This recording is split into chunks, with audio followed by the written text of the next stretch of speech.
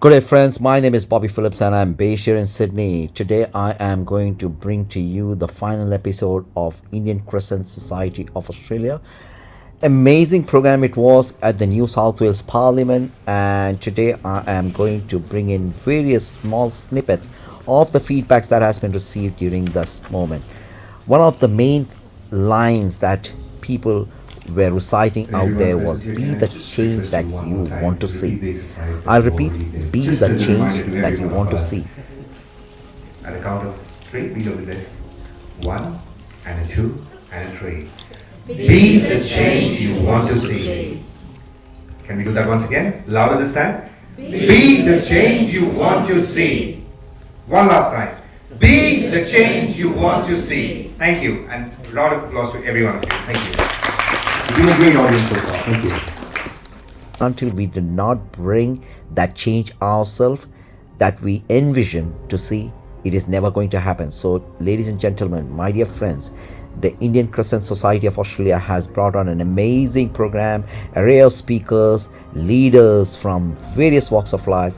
Come out there and talk to all the people out there in the audience and brought in an absolutely fantastic message for the outside world. I would like to thank Abbas Ji for organizing this one along with his team members and bringing out such a wonderful event. Please enjoy the rest of the talk show. Thank you. Bye. Mr. Jack Passaris, he is current board member. Jack Passaris is a veteran of Ethnic Community Councils. He is the board member of ECC New South Wales and more than 45 years on various positions on ethnic community organizations and life member of ECC. Jack Passaris, his OM was chair of multicultural care until December 2022. Jack has extensive experience on not-for-profit board and community organizations. He has always had a strong passion for multiculturalism and for the development of a culturally diverse society. Jack is a former deputy mayor of Marrickville Council, where he served for 19 years as a councillor and deputy mayor as well. He is past president of the Greek Orthodox Diocese, Parish of Newtown, and treasurer and trustee of the Greek Orthodox Diocese of Australia. In 2009, Jack received the Order of Australia Medal for his services to the community, and he has demonstrated his ongoing dedication to the multiculturalism in Australian community life. In 2014, he was awarded the Premier's Lifetime Multicultural Community Service Medal. Please welcome Jack Passaris.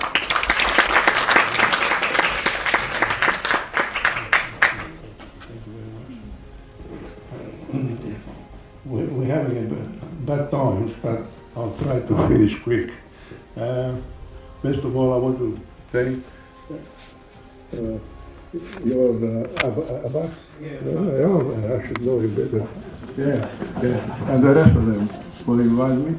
And I also want the presence of our chairman, Peter. A very good evening, everybody. My name is Tahira, and I am a member of the Indian Crescent Society of Australia and a financial services auditor at Deloitte. Today, I have the pleasure of introducing the CEO of Settlement Services International, a community organization and a social business that supports newcomers and other vulnerable individuals to achieve their full potential. A social entrepreneur who champions the strength of our diverse community and is committed to taking leadership role to elevate reconciliation. Everybody, please welcome Wallet Rumiliotis.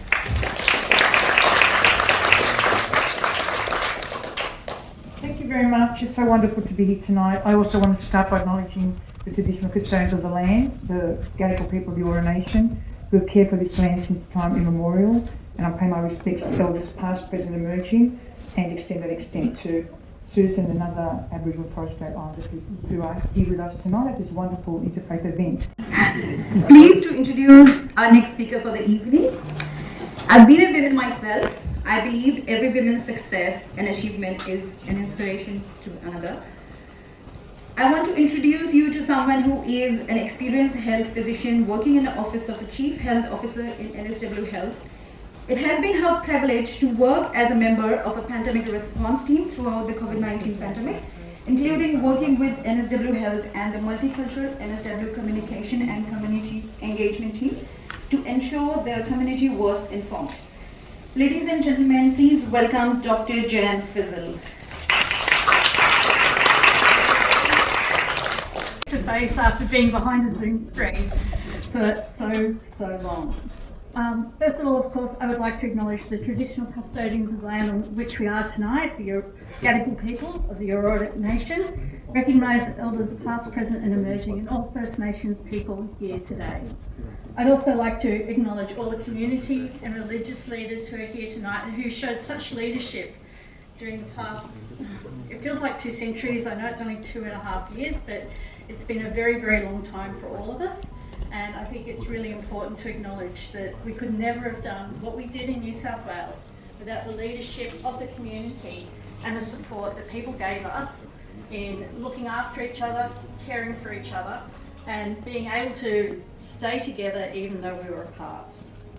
I think that was the really big thing for me.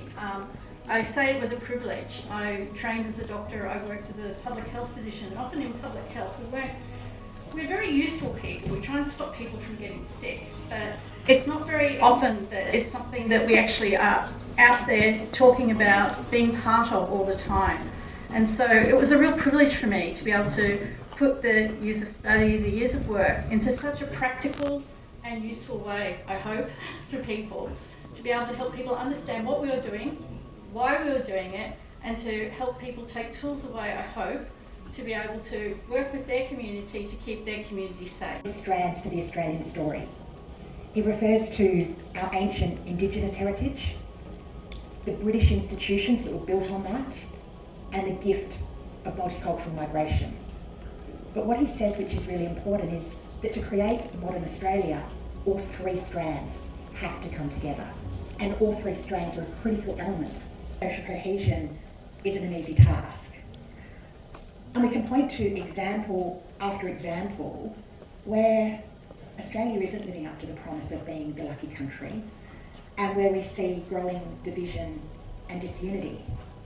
And to point to just one example from the past few weeks, and I know our keynote speaker, we saw really ugly crowd behaviour recently at the Australia Cup 2022 soccer final in Sydney, and our keynote speaker described it as a horrific display of racist hate. What it says to me is that Australia is not perfect, and we have a long way to go to live up to that promise of being the lucky country for everybody. We need to do more to promote social cohesion at a time where we're so quick to judge, we're so quick to condemn, and we're so quick to divide. But there's no simple answer. Social cohesion doesn't just appear on its own, and with due respect to the parliamentarians in the room, it's not something that government itself can deliver. At the end of the day, social cohesion is built piece by piece by the decisions that each of us make as individuals in our daily lives. And I think this was perhaps best put by Eleanor Roosevelt, who was one of the leading movers and proponents of the Universal Declaration of Human Rights, when she was asked back in 1958, where did human rights begin? And the answer she gave was that human rights begin in small places close to home. So close and so small that they cannot be seen on any maps of the world. Craig holds a degree in law, similar to myself, and is increasingly known as a true advocate for human rights and a vocal critic for the treatment of asylum seekers. He is, as well as a former Socceroo and sports broadcaster, an ambassador for human rights and Amnesty Refugees, as well as being involved in the Human Rights Watch. He also acts as a board member for the Australian Multicultural Council Author and Advisory Board. On that note, he does not need no introduction, but I've done it anyways. Ladies and gentlemen, please put your hands together and give a warm welcome to Mr. Craig Foster.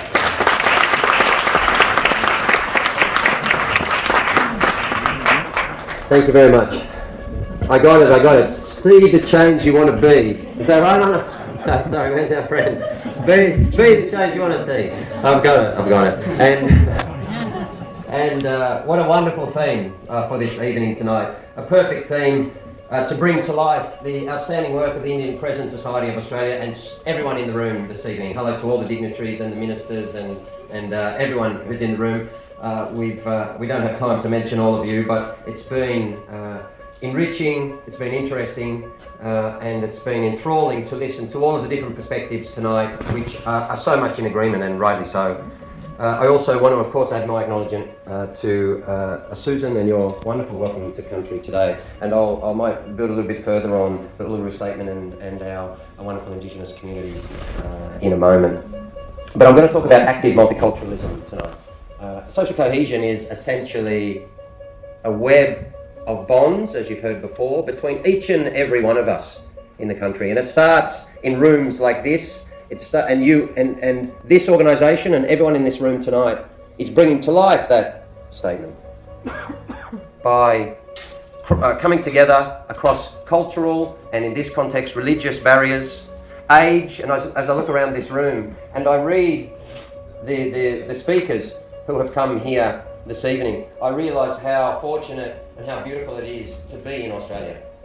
I agree with so many speakers, and as you've heard in the introduction, I'm a critic of Australia's policies and, in many respects, including asylum seekers and refugees and First Nations and many other things. But please don't confuse that with being anything less than extremely proud of the face of Australia as it exists today.